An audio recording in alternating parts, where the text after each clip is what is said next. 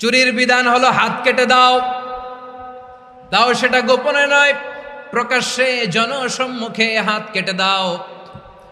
বনু মাখজুমিয়া গোত্রের নারী যখন চুরিতে ধরা পড়লো, সাহাবারা চিন্তায় পড়ে গেলেন।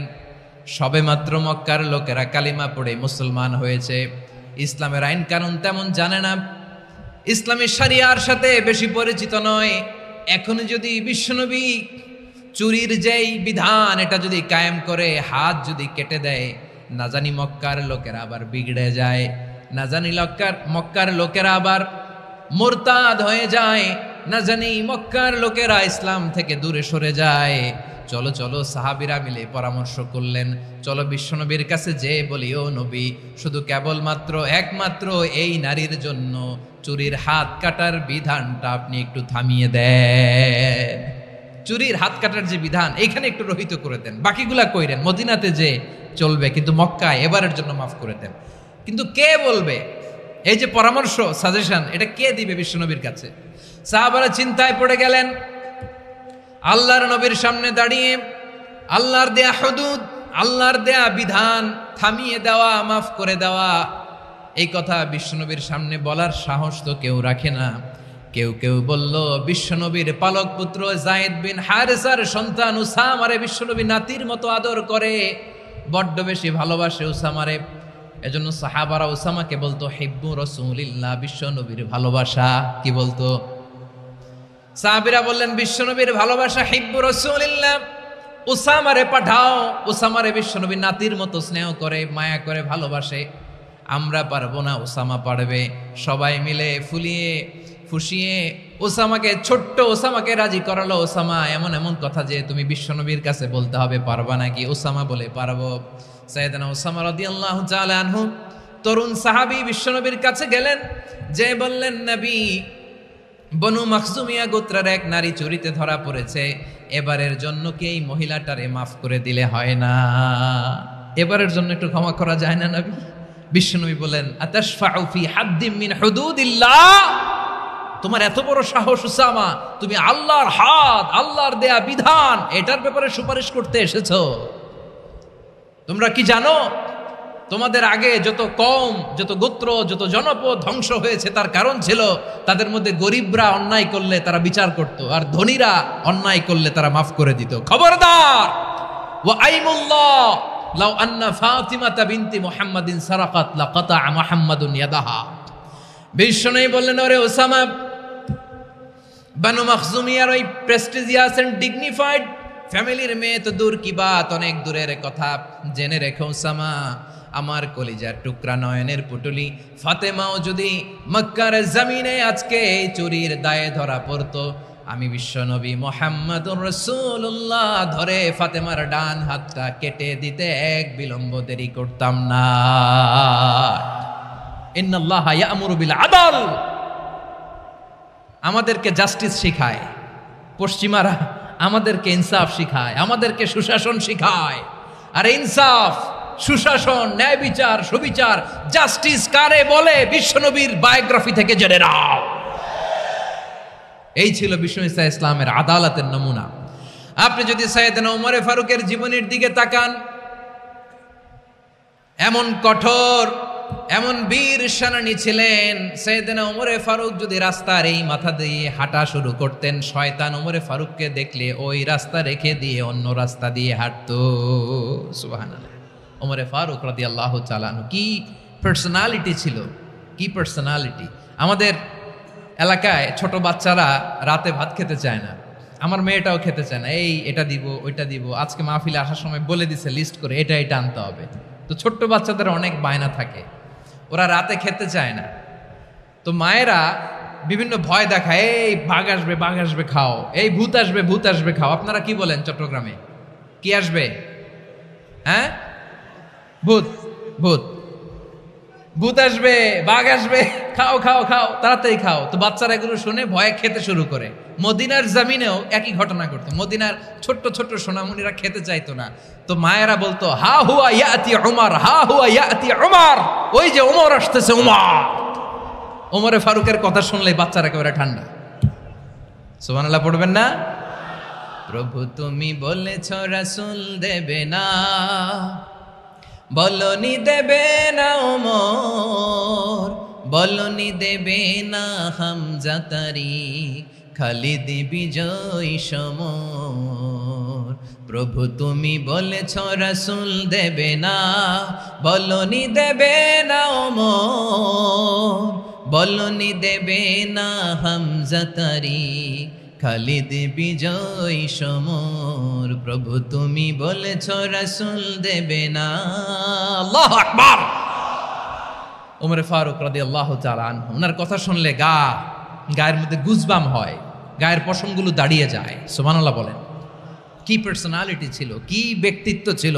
মুনাফিকরা ওমর ফারুককে জমের মতো ভয় পেতেন। শয়তান, খুদ শয়তান এই রাস্তা দিয়ে আসলে শয়তান অন্য রাস্তা দিয়ে হাঁটত। ওমর ফারুক রাদিয়াল্লাহু তাআলা আনহুর জীবনে যদি দেখেন, তাহলে সেখানে আপনি আদালতের, ইনসাফের, সুশাসনের, জাস্টিসের নমুনা দেখতে পাবেন। কয়টা শুনবেন? সাইয়েদনা ওমর ফারুকের রাদিয়াল্লাহু তাআলা আনহুর সন্তান আব্দুর রহমান মিশরে মদ খেয়ে মদ্যপ অবস্থায় ধরা পড়েছে। মদ খাওয়ার কারণে, মদ যদি কেউ পান করে আর যদি প্রমাণিত হয়, তার বিচার হলো 80 বেত। আওয়াজ করে বলেন কয় বেত? বাংলাদেশেও তো এই আইন আছে নাকি? বাংলাদেশে আছে? হ্যাঁ, মদ খাইলে 80 বেত, এই আইন বাংলাদেশে চালু হোক। আমরা চাই কি চাই না? চাই সবাই। এজন্যই তো ইসলাম ভাল লাগে না। ইসলামকে ভাল লাগে না। ইসলামকে আউট করে রাখতে পারলেই তো এরকম বড় বড় বোতল খাওয়া যায়। একেবারে সহজ, পানির মতো সহজ, হিসাব একেবারে সহজ। ওমর ফারুক রাদিয়াল্লাহু তাআলা আনহুর ছেলে ভুল করে মদ পান করে ফেলেছিলেন। আব্দুর রহমান, ঘটনা ঘটেছে মিশরে। মিশরের গভর্নর তখন আমর ইবনুল আস রাদিয়াল্লাহু তাআলা আনহু। আব্দুর রহমানের ভাই যে গভর্নরকে বলল, গভর্নর যদি একটু দয়া করেন, খলিফার ছেলে আমার ভাই আব্দুর রহমান মদ্যপ অবস্থায় ধরা পড়েছে, জনসম্মুখে যদি আপনি বেত্রাঘাত করেন আমাদের প্রেস্টিজ থাকে না, যদি 80 বেত আপনি মারেন আমার কোনো কথা নাই, কিন্তু ঘরের ভেতরে মারেন। আব্দুর রহমানের ভাইয়ের সুপারিশ শুনে সাইয়েদনা আমর ইবনুল আস রাদিয়াল্লাহু তাআলা আনহু রাজি হয়ে গেলেন। ঘরের ভেতরে লোকচক্ষুর আড়ালে 80 বেত তিনি মানলেন। কিন্তু ঘটনাক্রমে এই কথা লুকিয়ে লুকিয়ে ঘরের ভেতরে 80 বেত মারার কথা সাইয়েদনা ওমর ফারুক মদিনা থেকে জানতে পারলেন। মদিনা থেকে তিনি ফরমান জারি করলেন, এই বিচার যেমনটি আমর ইবনুল আস আদায় করেছে, এটা প্রকৃতপক্ষে আদায় হয় নাই। আসো সবাই মদিনায় আসো, আমর ইবনুল আস মদিনায় আসো, আব্দুর রহমানও আসো, সবাই আসো, জনসম্মুখে এই বিচার কার্যকর করতে হবে। সাইয়েদনা ওমর ফারুক মসজিদে নববীর পিলারের মধ্যে নিজের ছেলেকে বাঁধলেন, আবার জনসম্মুখে 80টা বেত তার গায়ের মধ্যে মারলেন। মাজমুয়ে ফাতাওয়া ইবনে তাইমিয়া রাহিমাহুল্লাহ উনি এটা নকল করেছেন। এটা সবচেয়ে বিশুদ্ধ মত। আরো অনেক মত আছে, মারা গেছে কবরের উপর, ওগুলো বাদে দিলাম। কেমন খলিফা ছিলেন, কেমন খলিফা! পশ্চিমারা তোমরা জাস্টিস আমাদেরকে শেখাও, ইনসাফ কারে বলে, সুশাসন আমাদেরকে তোমরা শিখাও। ওমর ফারুক রাদিয়াল্লাহু তাআলা আনহু ওই বিচারকে তিনি ধর্তব্য মনে করেন নাই। মদিনাতে এনে আবার জনসম্মুখে আবার 80 বেত মেরেছেন। মিশরে ওমর ফারুক রাদিয়াল্লাহু তাআলা আনহু আমর ইবনুল আসকে গভর্নর করে পাঠালেন। সেখানে আমর ইবনুল আসের ছেলে একটা প্রতিযোগিতায় রানার আপ হয়েছে। এক মিশরি সেখানে চ্যাম্পিয়ন হয়েছে। রানার আপ বুঝতে পেরেছেন তো? রানার আপ সেকেন্ড হয়েছে, এক মিশরি হয়েছে চ্যাম্পিয়ন প্রথম। কিন্তু গভর্নরের ছেলে ও জিততে পারে নাই। ও রাগে ওই মিশরির গায়ের মধ্যে কয়েকটা লাঠি দিয়ে বাড়ি মেরেছে। মিশরি যে মদিনাতে ওমর ফারুকের কাছে বিচার দিলেন, আপনার গভর্নরের ছেলে অন্যায়ভাবে আমার গায়ে হাত তুলেছে। সাইয়েদনা ওমর ফারুক আবার ফরমান জারি করলেন, আসো মদিনাতে আসো। মিশরীকে ডাকলেন। ওই মিশরের গভর্নর আমর ইবনুল আস রাদিয়াল্লাহু তাআলা আনহুকে ডাকলেন, তার ছেলেকেও ডাকলেন। সবাই বসে রইল। আমর ইবনুল আস রাদিয়াল্লাহু তাআলা আনহু মাথা নিচু করে বসে আছেন, লজ্জায় কাচুমাচু, হায় হায় আজকে আমার ছেলের কারণে আমিরুল মুমিনিন খলিফাতুল মুসলিমিন ওমরে ফারুকের কাছে আমি জনসম্মুখে লজ্জিত হচ্ছি। সাইয়েদনা ওমরে ফারুক বললেন, এই নাও লাঠি, গভর্নরের ছেলে তোমার মাথার মধ্যে যতগুলো বাড়ি মেরেছে আজকে জনসম্মুখে তুমি অতগুলা বাড়ি মারো। মিশরি বলে, থাক, আপনি যে ডেকে আনছেন সবার সামনে এটা বলছেন, এতেই আমি খুশি। আল্লাহু আকবার। আপনার মহানুভবতা দেখে আমি খুশি, আর অপমানের দরকার নাই। ওমরে ফারুক বলে, না, খবরদার, এই কথা মিশরি তুমি বলো না, মারো, যতগুলা বাড়ি মেরেছে মারো। বাধ্য হয়ে মিশরি আমর ইবনুল আসের সামনে ওনার কলিজার টুকরা সন্তানের মাথার মধ্যে বাড়ি মারতে আরম্ভ করলেন। ঠিক যতগুলা বাড়ি গভর্নরের ছেলে আমর ইবনুল আসের ছেলে মিশরির গায়ে মেরেছিল, মাথায় মেরেছিল, মিশরি গুনে গুনে ততটা মারলেন। এই দৃশ্য দেখে ওমরে ফারুক রেগে মেগে আগুন, রাগের চোটে রাগ সামলাতে না পেরে আর নিজেকে সামলাতে না পেরে মিশরিরে বললেন, ছেলেরে মারা শেষ হয়ে গেলে এবার বাবার টাক মাথার মধ্যে কয়েকটা বাড়ি মার। রাগের চোটে, আউট অফ অ্যাঙ্গার, রাগের চোটে, যে আমার পাঠানো গভর্নর আমর ইবনুল আস তার ছেলেকে কেন আদব তারবিয়া কেন শিক্ষা দিতে পারে না। ছেলেরে মারা হইলে এবার আমর ইবনুল আসের মাথার মধ্যে দুইটা মারো। এটা রাগে বলেছেন, এটা শাস্তি হিসেবে না। সুবহানাল্লাহ পড়ে। তোমরা আমাদেরকে সুশাসন শিখাও, আমাদেরকে সুশাসন শিখাও। বিশ্বনবী বলেন, আদল এটা যেন তেন বিষয় না, এটা দিয়েই মানবিক সমাজ গড়তে হবে।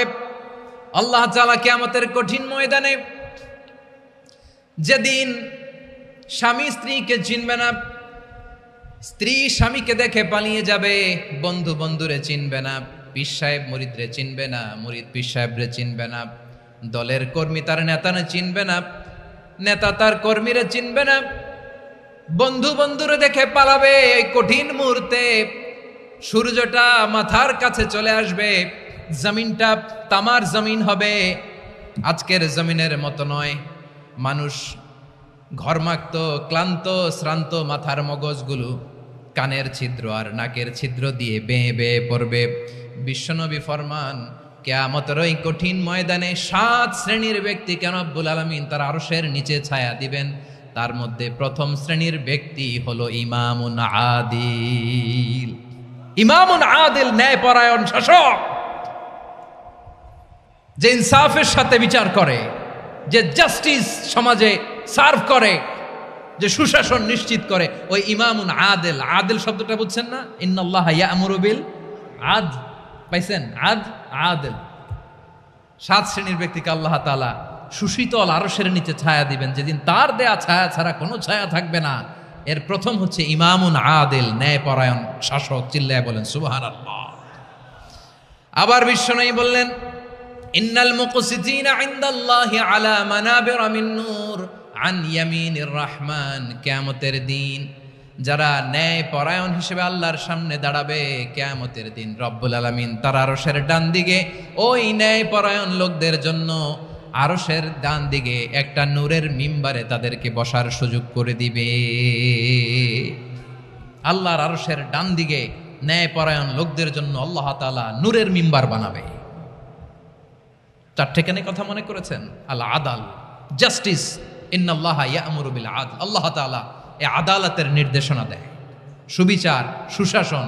প্রিয় ভাইয়েরা, এটা আমরা বাংলাদেশে চাই কি চাই না?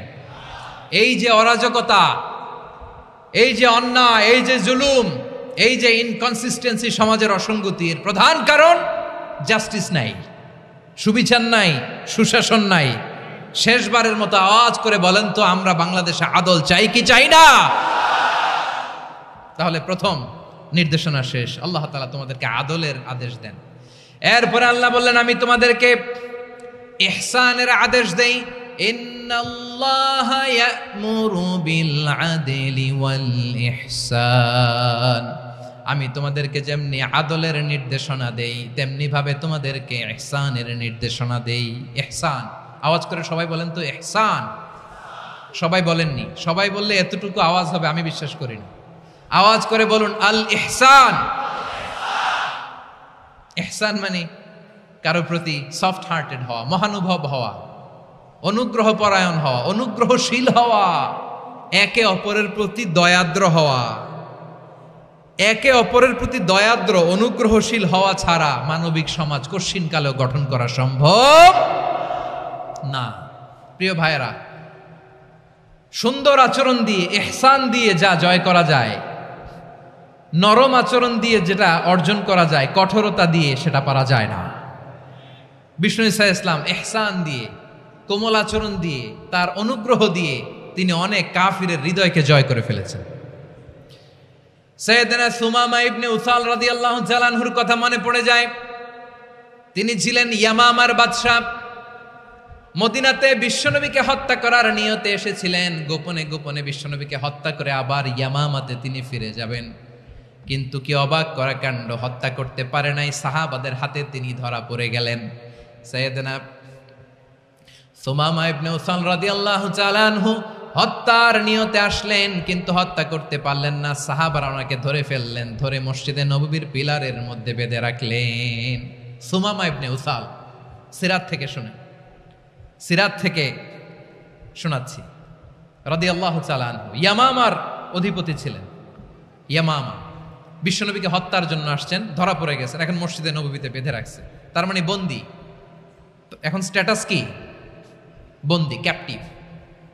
তো বিষ্ণু ঈসা ইসলাম সাহাবাদেরকে বললেন, তার খোঁজ খবর নিও, সুমামা ইবনে উসালের খোঁজ খবর নিও। সাহাবার বলেন, ইয়া রাসূলুল্লাহ, আপনাকে হত্যা করতে এসেছে, তার তো কঠিন ক্যাপিটাল পানিশমেন্ট হওয়া দরকার, কঠিন শাস্তি হওয়া দরকার। বিশ্বনবী বললেন, না, আমি যেটা জানি তোমরা সেটা জানো না, তোমরা সুমামার সাথে ভালো আচরণ করো। বিশ্বনবী সুমামার কাছে গেলেন। প্রথম দিন যে তিনি কালেমার দাওয়াত দিলেন, ইমানের দাওয়াত দিলেন, ইসলামের দাওয়াত দিলেন, রিসালাতের দাওয়াত দিলেন, আখিরাতের দাওয়াত দিলেন। পরের দিন যে বিশ্বনবী সালাতের দাওয়াত দিলেন, যাকাতের দাওয়াত দিলেন, ইসলাম কি, কিভাবে, কেমন করে পালন করতে হয় চমৎকার আর্টিকুলেট করতে শুরু করলেন। তন্ময় হয়ে সুমামা ইবনে উসাল রাদিয়াল্লাহু তাআলা আনহু বিশ্বনবীর কথাগুলো শুনতে আরম্ভ করলো। একদিন নয়, 2 দিন নয়, টানা 3 দিন বিশ্বনবী সুমামার কাছে ইসলামকে প্রেজেন্ট করেছেন, উপস্থাপন করেছেন। আওয়াজ করে বলেন, কয় দিন? 3 দিন। 3 দিন মসজিদে নববীতে বাঁধা। আর সাহাবীদেরকে বললেন, তার খোঁজ খবর নিও, তোমরা যে রুটি বানাও এর মধ্যে সবচেয়ে ভালো আটার রুটিটা তারে দিও, সবচেয়ে রিফাইন্ড খেজুর, যেটা পিওর খেজুর, এটা তারে দিও।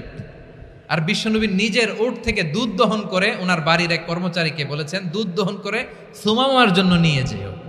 সুবহানাল্লাহ পড়বেন না? সবাই তো অবাক, ইয়ামামা থেকে আসছে নবীকে হত্যা করতে, বিশ্বনবী দেখে তারে জামাই আদর করে, তাকে মজার মজার খাবার দিও, দুধ দিও, আদর আপ্যায়ন করো। 1 দিন নয়, 2 দিন নয়, টানা 3 দিন বিশ্বনবী এভাবে সুমামার কাছে যেয়ে ইসলামকে প্রেজেন্ট করতে আরম্ভ করলেন, ইসলামকে উপস্থাপন করতে শুরু করলেন। আর তাকে চমৎকার এন্টারটেইনমেন্ট, আপ্যায়ন দিতে আরম্ভ করলেন। টানা 3 দিন যখন ইসলামের দ্য বিউটিজ অফ ইসলাম, ইসলামের সুমহান বাণী, সৌন্দর্য তার কাছে উপস্থাপন শেষ, তাকে আপ্যায়ন শেষ, বিশ্বনবী বললেন সাহাবাদেরকে, যাও এবার সুমামার হাতের পায়ের রশি দুটো খুলে দাও। তারা বললেন, ইয়া রাসূলুল্লাহ, কি বলেন আপনি? ও তো হত্যাকারী, সুযোগ পায় নাই, আপনারে মারতে পারে নাই, ছেড়ে দিলে আবার ও আপনার উপর তলোয়ার নিয়ে ঝাঁপিয়ে পড়বে। নবী, এই সিদ্ধান্ত আপনি নিতে যাবেন না। বিশ্বনবী বললেন, যেটা বলেছি সেটা করো, সুমামার রশিগুলো ছেড়ে দাও, সুমামার হাতে পায়ের রশিগুলো যে তোমরা খুলে দাও। সাহাবারা তর্ক জুড়ে দিলেন, লা ইয়া রাসূলুল্লাহ, এমনটা করবেন না, তো ভয়ঙ্কর, ভয়ঙ্কর খুনি, কি জানি কি হয়ে যায়। বিশ্বনবী বললেন, না, তার হাতে পায়ের রশিগুলো খুলে দাও। সাহাবারা বিশ্বনবীর কথা মতো তার হাতে পায়ের রশিগুলো খুলে দিল। সুমামা মুহূর্তের মধ্যে মসজিদে নববী থেকে বের হয়ে ইয়ামামায় ফিরে না যে মসজিদে নববীর পাশে একটা খেজুর বাগান ছিল, সেখানে চলে গেলেন। সেখানে একটা ছোট্ট কুয়া ছিল, কুয়ার পানি দিয়ে তিনি গোসল করলেন। সুবহানাল্লাহ পড়েন। কুয়ার পানি দিয়ে গোসল করে মসজিদে নববীর সামনে এসে বিশ্বনবী এবং সাহাবাদের সামনে দাঁড়িয়ে সাব্বাবা উঁচু করে বললেন, আশহাদু আল্লা ইলাহা ইল্লাল্লাহ ওয়া আশহাদু আন্না মুহাম্মাদান আবদুহু ওয়া রাসূলুহু। আল্লাহু আকবার। আমি সাক্ষ্য দিচ্ছি আল্লাহ ছাড়া কোনো ইলাহ নাই, আর মুহাম্মদ আল্লাহ তাআলার প্রেরিত বান্দা এবং রাসূল। প্রিয় ভাইয়েরা, ইহসান দিয়ে যা জয় করা যায়, কঠোরতা দিয়ে সেটা কঠিনকালেও জয় করা যায় না। আওয়াজ করে বলেন ঠিক কি না? এবার সুমামা দাঁড়িয়ে বলে, ওগো নবী, আমি তো কালিমা পড়ে মুসলমান হয়ে গেলাম, এবার শোনেন, এই মুহূর্তের আগে আপনার চেহারার চাইতে নিকৃষ্ট কোনো চেহারা আমার কাছে ছিল না, কিন্তু শাহাদা পাঠ করার পরে আপনার চেহারার চাইতে উত্তম শ্রেষ্ঠ কোনো চেহারা আমার কাছে আর নাই। ও নবী, আজকের দিনের আগে ইসলাম ধর্মের চেয়ে নিকৃষ্ট অপছন্দনীয় কোনো ধর্ম আমার কাছে ছিল না, কিন্তু এই মুহূর্ত থেকে ইসলামের চেয়ে সেরা শ্রেষ্ঠ পছন্দনীয় কোনো ধর্ম আমার কাছে নাই। নবী গো, আজকের দিনের আগে মদিনার চাইতে অপছন্দনীয় নিকৃষ্ট কোনো শহর আমার কাছে ছিল না, কিন্তু এই মুহূর্তের পর থেকে মদিনার চাইতে কোনো শ্রেষ্ঠ শহর আমার জানা নাই। সে ছিল গমের বড় ডিলার, গম বেচতো। কি বেচতো? তার গম কিনে মক্কার লোকেরা রুটি খাইতো। সে ঘোষণা দিল, আজকে থেকে মক্কাবাসীদের জন্য সব গম আমি হারাম করে দিলাম, মক্কাবাসী এখন না খেয়ে মরে। সুবহানাল্লাহ পড়বেন না? মক্কাবাসী বিশ্বনবীর কাছে আসলেন, এসে বললেন, মুহাম্মদ, আমরা তো তোমার ভাই, তোমার চাচা, তোমার ভাতিজা, তোমার আত্মীয়, তুমি সুমামারে বলো সে যেন আবার গমের সাপ্লাই মক্কার জন্য অনুমতি দিয়ে দেয়। বিশ্বনবীর অনুমতি ক্রমে সুমামা আবার মক্কাতে গম পাঠাতে শুরু করলো। পড়েন সুবহানাল্লাহ। ইহসান, ইহসান দিয়ে আপনি যেটা জয় করতে পারবেন, you can win the heart of your enemies. ইহসান দিয়ে আপনি আপনার শত্রুর হৃদয়কে জয় করতে পারবেন। আওয়াজ করে বলেন ঠিক কিনা? এজন্য আল্লাহ বললেন, ওয়া আনফিকু ফি সাবিলিল্লাহি ওয়া লা তুলকু বিআইদিকুম ইলাত তাহলুকা ওয়া আহসিনু ইন্নাল্লাহা ইউহিব্বুল মুহসিনিন। তোমরা আল্লাহর রাস্তায় দান করবে আর নিজেরা নিজেদেরকে ধ্বংসের হাতে ঠেলে দিও না। তোমরা একে অপরের প্রতি ইহসান করবে, কারণ ইহসানকারীদেরকে আল্লাহ বড্ড ভালোবাসেন। সুবহানাল্লাহ পড়েন। আবার সূরা রহমানে আল্লাহ বললেন, হাল জাযাউল ইহসানি ইল্লাল ইহসান ফাবিআইয়ি আলা, সবাই পড়েন, ফাবিআইয়ি আলাই রাব্বিকুমা তুকাযযিবান। ইহসানের প্রতিদান হিসেবে ইহসানি হয়। বিশ্বনবী সুমামার প্রতি যেমন ইহসান করেছেন, সুমামাও ঠিক তেমন ইহসান ফিরিয়ে দিয়েছে। ঠিক কিনা বলেন?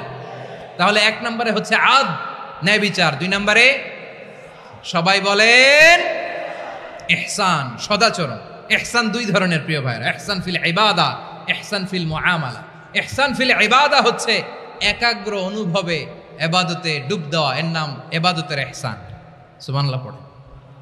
বিশ্বনবী বলেন ইহসান মানে কি জানো নাকি? হাদিসে জিবরিলে সাইয়েদনা জিবরিল আলাইহিস সালাম বিশ্বনবীকে বললেন, আখবিরনি আনিল ইহসান। নবী আমাদেরকে বলেন ইহসান মানে কি? বিশ্বনবী বললেন, আনতা আবুদাল্লাহা কাআন্নাকা তারাহু ফাইন লাম তাকুন তারাহু ফাইন্নাহু ইয়ারাক। ইহসান মানে হলো এমন ভাবে তুমি আল্লাহর সামনে নিজেকে উজাড় করে ইবাদত করবে, তুমি ভাববে তুমি আল্লাহকে দেখতে পাচ্ছ। আর এটা যদি ভাবা তোমার জন্য কঠিন হয়ে যায়, অন্তত এতটুকু তুমি ভাববা যে আল্লাহ তোমাকে দেখতে পাচ্ছেন। ঠিক কিনা বলেন? ও আমার বীর চট্টলার ভাইয়েরা, কেউ যেটা দেখে না সেটা দেখে কে? এই বিশ্বাস হৃদয়ের মধ্যে আছে? নামাজে যখন দাঁড়ান এই ফিলিংসটা আনা যাবে? হ্যাঁ, এশার সালাত তো এখনো হয় নাই না? আলোচনা শেষে এশার সালাত এখানে অনুষ্ঠিত হবে, তাই না? আচ্ছা বলুন তো, আমরা এশার সালাত পর্যন্ত বেঁচে থাকবো এই গ্যারান্টি আছে কার কার? হাত তোলেন।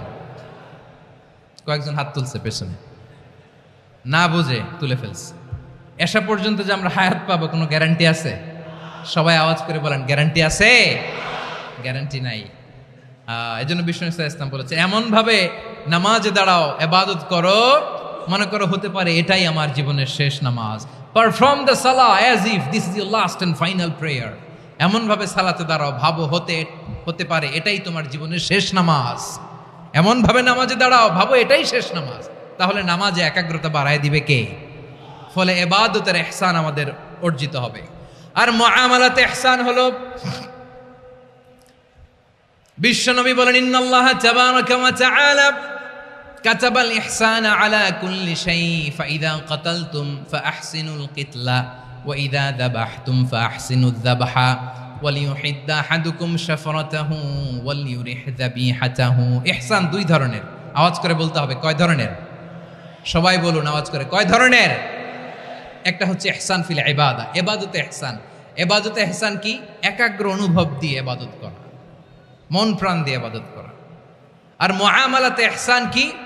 সব কাজে, দৈনন্দিন কাজে, কর্মে, সামাজিক অ্যাক্টিভিটিতে কোমলতা প্রদর্শন করা, অনুগ্রহের সাথে সবকিছু করা।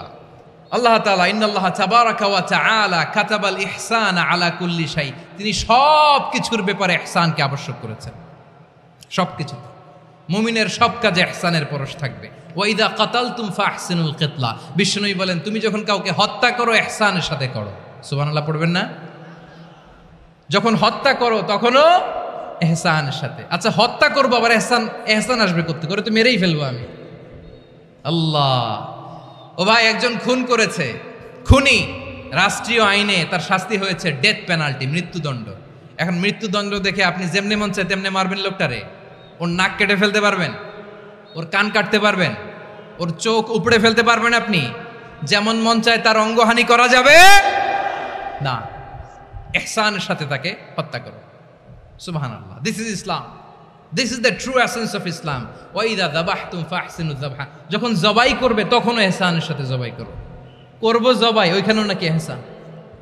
আচ্ছা কুরবানির দিন আমরা পশুগুলোরে কি করি বলেন সবাই আওয়াজ করে? জবাই। জবাই মানে তো এটার মেরেই ফেলতেছি, একটু পরে তো টুকরো টুকরো করে গোশতগুলো খাবো, এটা তো খাবো, এটা তো মেরেই ফেলবে। বিষ্ণু বলে না, জবাইয়ের মধ্যেও মুমিনের জবের ভেতরেও ইহসানের পরশ থাকা চাই। যখন জবাই করবে প্রাণীটাকে হাত পা টাইট করে বেঁধে নাও, ছুরিটাকে শার্পেন করে নাও, ধারালো করে নাও, যাতে অল্প সময়ে জবাইটা হয়ে যায়, প্রাণীটা যাতে কম কষ্ট পায়। সুবহানাল্লাহ পড়েন। দিস ইজ কল্ড ইহসান। ইহসান আল্লাহ তাআলা যেমনি আদলের আদেশ করেছেন, ন্যায় বিচার, জাস্টিস এনশিওর করতে বলেছেন, সমাজে ইহসানের ব্যবহার, ইহসানের অনুশীলন তিনি করতে বলেছেন। এজন্য মুমিনের প্রতিটি কাজে, আমার চট্টগ্রামের ভাইয়েরা আমার দিকে তাকান, খেয়াল করে শুনুন, মুমিন জীবনের প্রতিটি কাজে ইহসানের পরশ থাকা চাই। আমরা যেন আমাদের পরিবারের প্রতি ইহসান করি, আমরা যেন আমাদের কর্মচারীদের প্রতি ইহসান করি, আমরা যেন আমাদের কলিগদের প্রতি ইহসান করি, আমরা যেন আমাদের ভাইদের প্রতি ইহসান করি। মুমিন জীবনের প্রতি কাজে ইহসানের পরশ থাকার দরকার আছে না নাই? কথা বুঝতে পেরেছেন? তাহলে আল্লাহ তাআলার তিনটা আদেশ ছিল, কয়টা গেল? ভুলে গেছে, ভুলে গেছে চট্টগ্রাম। তিনটা আদেশের মধ্যে কয়টা বললাম? প্রথমে কি ছিল? আদল। 2 নম্বরে, 3 নম্বরে রব্বুল আলামিন বললেন ওয়া ইতা ইদিল কুরবা, নিকটাত্মীয়দেরকে দান করো, নিকটাত্মীয়দেরকে দাও, যারা তোমাদের ব্লাড কানেকশনের আত্মীয় তাদেরকে তোমরা দাও। এখানে জেনারেলি বললেন দাও, কি দিব সেটা তিনি এখানে বলেন নাই, সেটা তিনি সূরাতুল ইসরার মধ্যে বলেছেন। আল্লাহ বলেন ওয়া আতিযাল কুরবা হাক্কা, নিকটাত্মীয়দেরকে তাদের অধিকার, তাদের প্রাপ্য তোমরা বুঝিয়ে দাও। দেখেন, একটা শান্তির সমাজ, একটা সমৃদ্ধ সমাজ, একটা মানবিক সমাজ গঠনের জন্য আল্লাহ তাআলা বেশি না, মাত্র 3টা অর্ডার, 3টা ভার্ডিক্ট তিনি জারি করেছেন। 1 নাম্বার সুশাসন, ন্যায় বিচার। 2 নাম্বার ইহসান। 3 নাম্বার নিকটাত্মীয়, যারা কাছের, তোমার ভেরি ক্লোজ রিলেশনশিপে আছে, তাদেরকে দাও। দাও, দিলে বাড়িয়ে দেয় কে? অনেকে দিতে চায় না, কৃপণতা করে। দিলে বাড়ায় দেয় কে? ও মিয়া, মদিনার মধ্যে সবচাইতে গরিব সাহাবী ছিল বেলাল রাদিয়াল্লাহু তাআলা আনহু। ওনার এন্টায়ার অ্যাসেট, সম্পদের পরিমাণ কতদূর জানেন? একটা লুঙ্গি। বেলাল রাদিয়াল্লাহু তাআলা আনহু, ওনার টোটাল ওয়েলথের এস্টিমেশন হচ্ছে মাত্র একটা লুঙ্গি। একটা লুঙ্গি, টোটাল ওয়েলথ এস্টিমেশন, টোটাল সম্পদের পরিমাণ বেলাল রাদিয়াল্লাহু তাআলা আনহুর কি ছিল? কথা বোঝে নাই বোধহয়, কি ছিল? ওই বেলাল রাদিয়াল্লাহু তাআলা আনহুকে বিষ্ণু ইসলাম বলেছেন আনফিক ইয়া বেলাল, ও বেলাল তুমিও দাও। ওয়ালা তাখশা মিন যিল আরশি ইখলালা, আরশের অধিপতির তো কোনো ঘাটতি নাই, তুমি দিলে ওই আল্লাহ তোমারে বাড়ায় দিবে। এজন্য আমার প্রিয় ভাইয়েরা, দিলে কমে না, দিলে বাড়ে। অনেকে ধরে রাখে, নতুন কিছু নিতে পারে না, হাত দিয়ে যেটা ধরে রেখেছেন এটা দিয়ে দেন, বড় একটা ধরার সুযোগ পাবেন। জোরে বলেন ঠিক কিনা? ধরেন 5 কেজি ওজনের একটা ধরে রাখছেন, এখন 10, এটা না ছাড়লে 10 কেজি ধরতে পারবেন আপনি? আচ্ছা 10 কেজির জিনিস একটা আছে হাতে, ওইটা যদি ছেড়ে দেন তাইলেই না 15 কেজি ধরতে পারবেন? কথা বলেন ঠিক কিনা? তাহলে দিলে বাড়িয়ে দেয় কে? রব্বুল আলামিন বললেন 3 নাম্বার আদেশ হলো তোমাদের প্রতি সমাজটারে কেমন করে মানবিক সমাজ, সুন্দর সমাজ গড়বা। 3 নাম্বার আদেশ হলো ওয়া আতিদাল কুরবা হাক্কা, নিকটাত্মীয়দেরকে তাদের প্রাপ্য বুঝিয়ে দাও। এই নিকটাত্মীয়দেরকে তাদের অধিকার বুঝিয়ে দেওয়া, প্রাপ্য বুঝিয়ে দেওয়াতে আমাদের গাফলতি আছে না নাই? চট্টগ্রামে নাই? মাশাআল্লাহ আছে, আছে।